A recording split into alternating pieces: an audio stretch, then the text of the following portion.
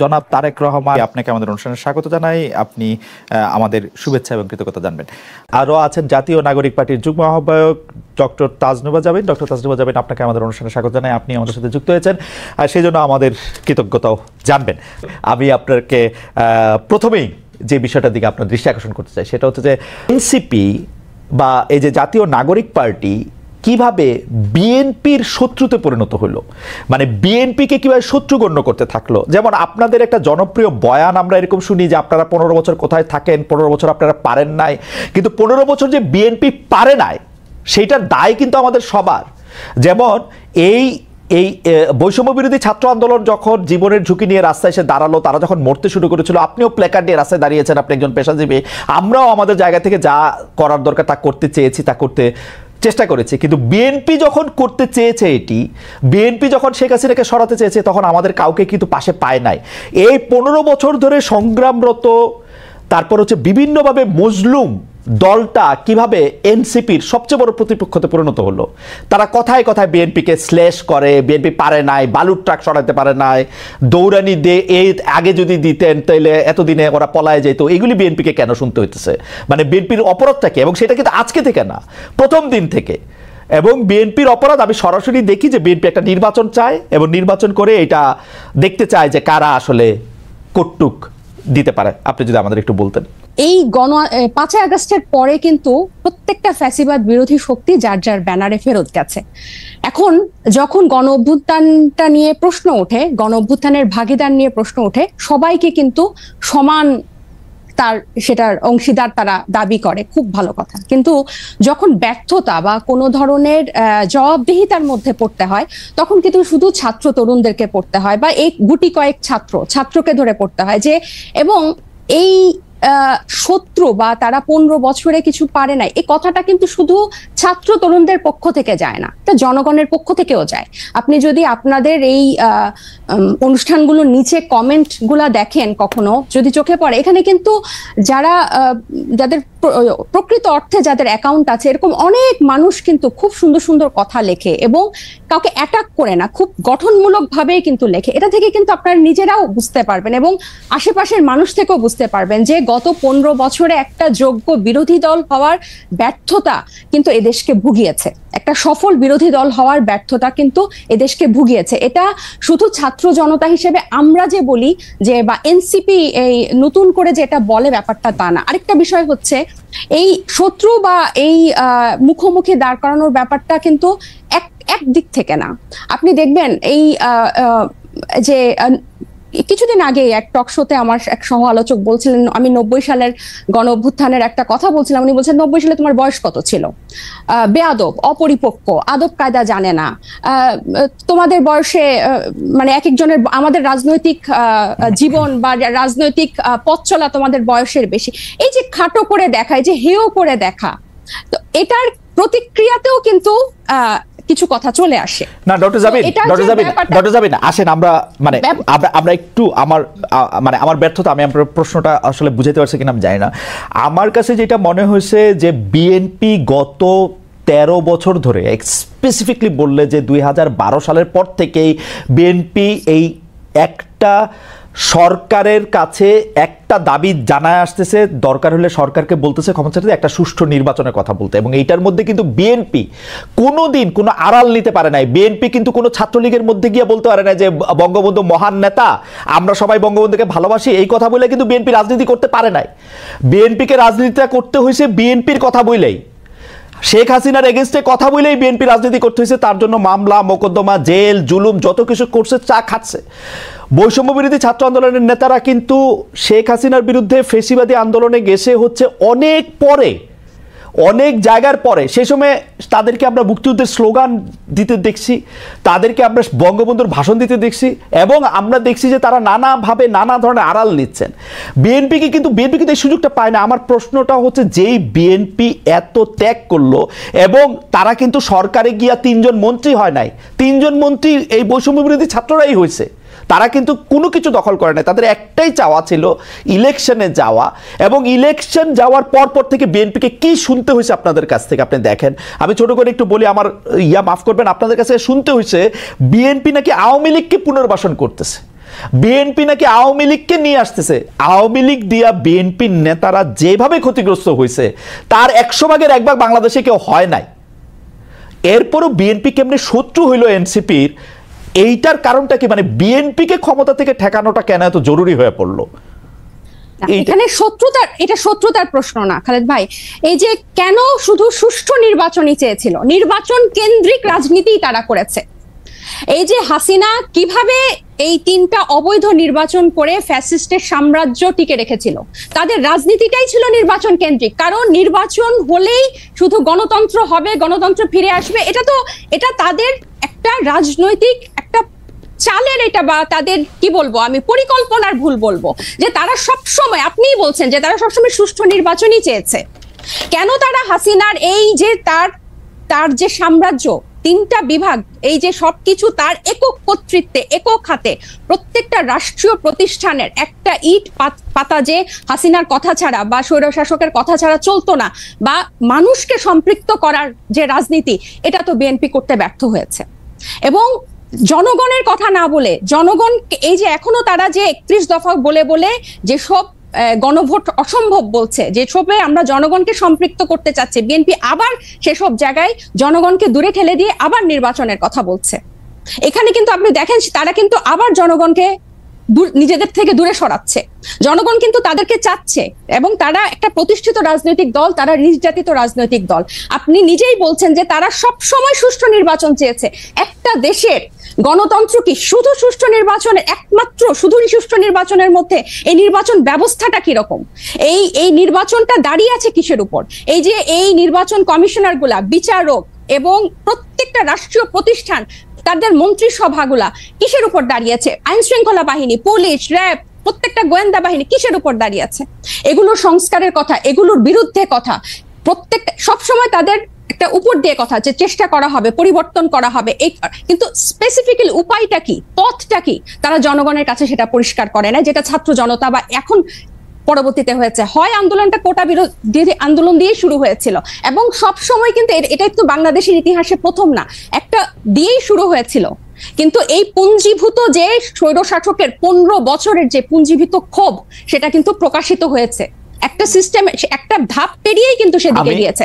এবং আমি বিএনপিকে আমি একটু বলি, এবং বিএনপিকে যে এই শত্রু মনে করা না, আমরা কিন্তু চাচ্ছি বিএনপিকে জাতীয় ঐক্যমত্য নিয়ে আমরা একসাথে সবাই মিলে আমরা ঐক্যমতে পৌঁছাই সংস্কারের বিষয়ে, যে মৌলিক কিছু সংস্কার হোক, তারপর নির্বাচন যে 2টা টাইম লাইনে আছে তার মধ্যেই হবে, এবং প্রত্যেকটা দল, নিবন্ধিত দল সেখানে অংশগ্রহণ করবে। এবং বিএনপির কেন্দ্রীয় নেতৃত্বের নিয়ন্ত্রণ স্থানীয় পর্যায়ে নেই। আমরা প্রশ্নটি এমনভাবে করতে চাই যে একই বিষয় কি এনসিপির জন্য সত্য না? এনসিপির কি সব জায়গায় নিয়ন্ত্রণ আছে? জামিন, আপনি শুনছেন কিনা আমি জানি না, মনিয়াপা শুনছেন কিনা আমি জানি না, আমি তো শুনছি এনসিপির পরিচয় দিয়ে স্থানীয় পর্যায়ে বহু লোক বহুভাবে চাঁদাবাজি করছে, বহু লোক বহুভাবে এনসিপির পরিচয় দিয়ে, সমন্বয়ক পরিচয় দিয়ে, আহ্বায়ক পরিচয় দিয়ে বহু লোক বহুভাবে চাঁদাবাজি করছে। এইটা আপনি এটাকে কিভাবে দেখেন? আর বিএনপির মানে বিএনপির কি প্রবলেম, সেটা নিয়ে এনসিপির বিবৃতি দেওয়ার কারণ কি? মানে এইটা এটা এটা এটা এইটা আপনি কি আসলে কিভাবে দেখেন? আসলে বিএনপির কারো দ্বারা যদি কেউ আক্রান্ত হয়, সে আইনের ব্যবস্থা নিতে পারে। আপনারা একটি রাজনৈতিক দল হয়ে আরেকটি রাজনৈতিক দলের কোথায় নিয়ন্ত্রণ আছে, কোথায় নিয়ন্ত্রণ নাই, সেটি বলার কারণ কি আসলে? কিছুদিন আগে প্রথম আলোর একটা জরিপ আমি একটু দৃষ্টি আকর্ষণ করতে চাই, যেখানে 7ই আগস্ট 2024 থেকে 31শে মার্চ 2025 পর্যন্ত একটা রিপোর্ট প্রকাশিত হয়েছিল বিএনপি এবং তার সহযোগী অঙ্গ সংগঠনের অপরাধের একটা তালিকা, যেখানে আর্থিক এবং মৌখিক সহিংসতা মানে হুমকি, চাঁদাবাজি, এটা ছিল 372টা, এবং শারীরিক সহিংসতার রেকর্ড ছিল মানে মারামারি, সংঘর্ষ, সেটা ছিল 488টা, এবং মৃত্যু 70টা। এবং এছাড়াও আপনারা জানেন যে হাতিয়ায় আমাদের হান্নান মাসুদের উপর সংঘর্ষ হয়েছে, হামলা হয়েছে। এবং প্রত্যেকটা জায়গায় আপনি যে বললেন এনসিপির অসংখ্য প্রতিনিধি করছে, আমাদের কিন্তু এনসিপির একটা আহ্বায়ক কমিটি ছাড়া আর কোনো জায়গায়, আমাদের নাগরিক কমিটির বিভিন্ন কমিটি ছিল, কিন্তু এনসিপির কোনো জায়গায় এখনো কোনো প্রতিনিধি দেওয়া হয় নাই বা কমিটি দেওয়া হয় নাই। তো যারা অপরাধ করছেন বা যারা এই নাম ভাঙিয়ে, সমন্বয়ক নাম ভাঙিয়ে বা এখানকার আহ্বায়ক নাম ভাঙিয়ে যারা চাঁদাবাজি করছেন, তাদের কিন্তু গ্রেফতারও হচ্ছেন এবং তাদেরকে কিন্তু আইনের আওতায় আনা হচ্ছে। আরেকটা যেটা, এবং এই যে আপনার জনাব সার্জিস আলম, আপনাদের একজন নেতা, উনি যে 155টা গাড়ি নিয়ে ওখানে গেছেন, তার আগে হান্নান মাসুদও গাড়ি নিয়ে গেছেন, সেটাতে চাঁদাবাজি করছেন, সেটা অনেকেই বলতেছেন। আপনারা কি এটা তদন্ত করছেন? আপনারা তো এটা বিবৃতি পর্যন্ত দেন নাই। আমরা একটা চিঠি দেখছি ফেসবুকে, আপনাদেরই আরেকজন তাকে একটা প্রশ্ন করেছেন, মনে হচ্ছে যে এটা ছেলে খেলা। একটা লোক 155টা গাড়ি নিয়ে শোডাউন করতেছে, পরে আবার ব্যাখ্যা দিচ্ছে যে এটা তার দাদার টাকা, বাবার টাকা। আপনারা এটা কিছু বলতেছেন না, কোনো রকম তদন্ত করতেছেন না। আপনারা বলতেছেন যে আমরা খালেদ ভাই গত এই ঈদের আগে এই সার্ভিসের ব্যাপারটা নিয়ে মনে হয় আমরা যে কয়টা গণমাধ্যমের সাথে কথা বলেছি, টকশোতে গিয়েছি, প্রতিনিয়ত এটা নিয়ে কথা বলেছি, এবং এটার প্রশ্ন জবাবদিহি আনুষ্ঠানিক বিবৃতি দিয়েছেন, এনসিপি আনুষ্ঠানিক বিবৃতি দিয়েছে। আমাকে শেষ করতে দেন, আমাকে একটু শেষ করতে দেন।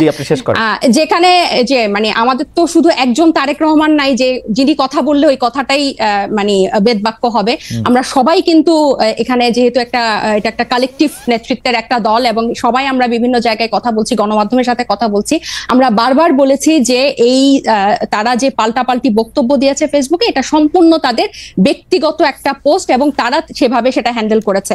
আমি আরো বলি যে আপনি আমাকে যে কথাটা শেষ করতে দিলেন না, তো এই যে বিভিন্ন জায়গায় যে তাদের এই সহিংসতা এবং তাদের যে স্থানীয় পর্যায়ে নিয়ন্ত্রণ নাই, এটা স্বয়ং তাদের দলের যে তারেক রহমান সাহেব, উনি নিজেও কিছুদিন আগে, এই 2-1 দিন আগে, ঈদের আগে একটা বক্তব্যে বলেছেন যে যারা এরকম করছেন তাদেরকে উনি ডিজোন করেন বা টানতে পারেন না। সো এটা প্রমাণিত যে তাদের স্থানীয় পর্যায়ে তাদের ইয়াটা নাই, কন্ট্রোলটা নাই, এবং নিজে উনি এই কথা স্বীকার করেছেন। আর আমাদের দলের সাথে যে আপনারা বিএনপির তুলনা করছেন, এটা এই কারণে আমি বলবো যে আমরা এখনো সাংগঠনিকভাবে ওভাবে বিস্তার লাভ করি নাই। নতুন একটা রাজনৈতিক দলে অনেকেই কিন্তু শেল্টার নিতে চাইবে বা নাম ভাঙিয়ে এটা করতে চাইবে, কারণ এই যে এইগুলো কিন্তু এই 1 মাস আগে আমরা এসে নতুন করে তৈরি করি নাই, বরং এই পুরনো রাজনৈতিক অপসংস্কৃতির মধ্যে আমরা এসেই জন্ম নিয়েছি।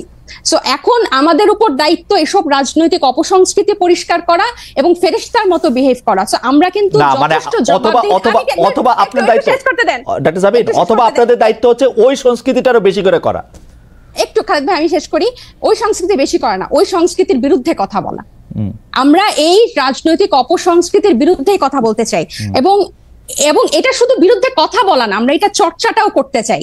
এবং আপনি যখন বলেন যে গণ অভ্যুত্থান, বা আপনারা যখন বলেন যে গণ অভ্যুত্থান এই কোটা বিরোধী আন্দোলন দিয়ে শুরু হয়েছিল, ছাত্রদের ডাকে হয় নাই, এটা গত 15 বছর বিএনপি নির্যাতিত হয়েছে, এটা যেমন সত্য। 24-এর গণ অভ্যুত্থান বৈষম্য বিরোধী ছাত্র আন্দোলনের ব্যানারে হয়েছে, বিএনপি সেই ব্যানারে এসে আন্দোলনে অংশ নিয়েছে, সেটাও সমান পরিমাণ সত্য। এখানে এটা অস্বীকার করে কোনো উপায় নাই। ঠিক একইভাবে গণ অভ্যুত্থানের যেভাবে সবাই হকদার, এই রাজনৈতিক অপসংস্কৃতি দূর করার দায়িত্ব 1 মাস আগে জন্ম নেওয়া একটা দলের যেরকম দায়িত্ব, 47 বছর আগে জন্ম নেওয়া একটা দলেরও দায়িত্ব। আমরা শুধু একটা বিবৃতি দেই নাই দেখে আপনি আমাদেরকে প্রশ্ন করতে পারেন, কিন্তু একটা বিবৃতি না। আপনার কথা শেষ হইলে আমি একটু বলি, মানে একটা কথা শেষ হইলে আপনি তো বলে যাচ্ছেন, এত সুন্দর চমৎকার কথা বলেন আপনি, আপনাকে শুনতে খুব ভালো লাগতেছে, কিন্তু আপনি যদি আমাকে একটু সময় দিতেন। জি বলেন। আপনি বলতেছেন একটা বিবৃতির কথা। আপা আপনি একটু খেয়াল করে দেখেন, আপনারা 5 স্টার হোটেলে ইফতারি কোথায় করলেন, কে আপনাদের চাঁদা দিল, সেই বিবৃতি সেটা আপনারা বিবৃতিতে জানান নাই। আপনারা রূপায়ণটার মধ্যে 2টা বিল্ডিং ভাড়া করে কেমনে থাকতেছেন, আপনারা এই 8 মাসে আপনারা এটা জবাব দিতে পারেন নাই। আপনাদের শোডাউন করলেন কোত্থেকে গাড়িতে, এটার জবাব আপনারা বিবৃতিতে দিতে পারেন নাই। আপনারা কেন হাসনাত আব্দুল্লাহ হঠাৎ করে বললো আর্মি তাদেরকে ডাইকা নিয়ে বলছে আওয়ামী লীগকে রাজনীতিতে আসতে দিতে হবে, তারপরে আপনারা এটার নিয়ে কিন্তু কোনো একটা দলগত অবস্থান আপনারা জানান নাই। আপনারা বিবৃতি দেন না এমন না, কিন্তু আপনারা কিন্তু বিবৃতি দেন। জনাব নাহিদ ইসলাম এবং আপনাদের মিডিয়া সেলের পক্ষ থেকে আমরা অনেক বিবৃতি পাইছি, এগুলি ব্যাপারে আমরা কোনো বিবৃতি পাই নাই আনফরচুনেটলি। টক শো থেকে আপনি কথা কইলেন, এখন আপনার কথাটা কি আমরা শুনবো, নাকি আপনার একটা পার্টির বিবৃতি আশা করবো? আপনি নতুন রাজনৈতিক বন্দোবস্তের কথা বলতেছেন, একটা নতুন আপনি আমাকে দেখাইতে পারবেন যে এনসিপির সাথে বিএনপির কি তফাৎ, এনসিপির সাথে জামায়াতের কি তফাৎ? কোন জায়গা দিয়ে আপনারা একটা তফাৎ করতেছেন আরেকটা জায়গা দিয়ে? একটা নতুন বন্দোবস্ত আনছেন, একটা উদাহরণ দেখান একটা নতুন বন্দোবস্তের। আচ্ছা খালেদ ভাই, বিবৃতি দিয়েই যদি এসব অপসংস্কৃতি বা এসব ব্যাপার থেকে মুক্ত হওয়া যেত, তাহলে বোধহয় বিবৃতি দেওয়া হতো। আমরা কোন কোন বিষয়ে বিবৃতি দিয়েছি আপনি নিশ্চয়ই সেটা যেহেতু খেয়াল করেছেন, আপনি খেয়াল করে থাকবেন। এইসব ব্যাপারগুলা বিবৃতি দিয়ে দায়সারা ভাবে ফেরানো যাবে না। এগুলোকে জনগণের কাছে পরিষ্কার করতে হবে। এবং অর্থনৈতিক স্বচ্ছতা আমাদের রাজনৈতিক দল জন্ম নেওয়ার আগে থেকে আমাদের অন্যতম প্রায়োরিটি।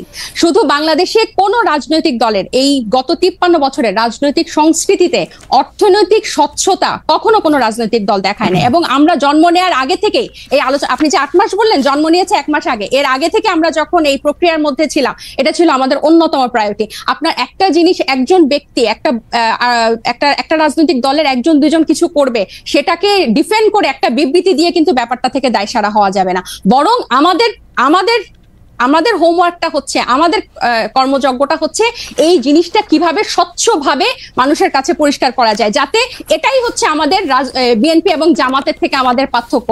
বিএনপি এবং এই যেসব রাজনৈতিক দল স্টাবলিশ ছিল, তারা কি শোডাউনের রাজনীতি করে নাই? তারা কি পেশি শক্তি দেখায় নাই? তারা কি আর্থিক প্রভাব প্রতিপত্তি দেখায় নাই বিভিন্ন জেলায়? এটা তো আপনি অনেক অভিজ্ঞ, আপনি অনেক বছরের আপনার অভিজ্ঞতা। আমি বলি, আমাকে শেষ করতে দেন যে এখন এটা থেকে আমরা ডিফারেন্ট কিভাবে হব, যে এগুলোকে আমাদেরকে চেক করতে হবে। বিবৃতি দিয়ে কিন্তু এখান থেকে দায়সারা ভাবে আমরা মুক্তি পেতে পারবো না। এগুলোকে আমাদের অ্যাড্রেস করতে হবে, এগুলোকে ফ্লেক্সিবল করতে হবে, কিভাবে জনগণের কাছে পৌঁছানো যায়। এবং এই ইফতারের কথা এবং রূপায়ণ টাওয়ারের অর্থের কথা আমরা বারবার